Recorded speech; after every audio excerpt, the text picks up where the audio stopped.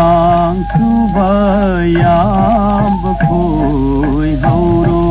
nungale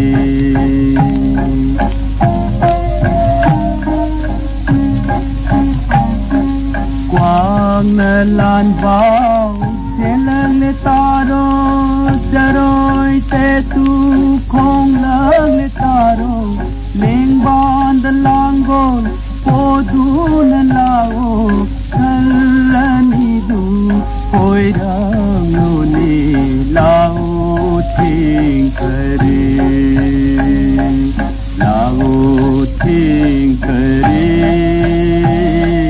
lâu rang subayam bkhoi hauro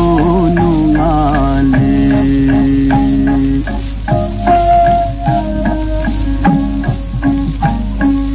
lâu bu yau ra gai sambot pan khasi lâu bu yau ra gai sambot pan khasi kanan he na khoi baging si langgol yolam halu silao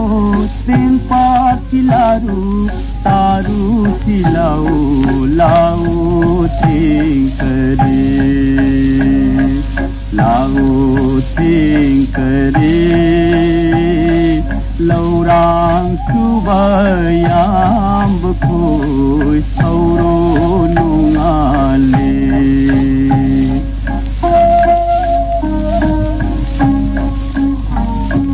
kalin ginung tha tirunu kaisu poinu gi phaubai ningki nuingani labung nei mani kaure nei pani wadan nungai ba leibar hayu lau ting kare lau ting kare lâu rang subayam bkhoi hauro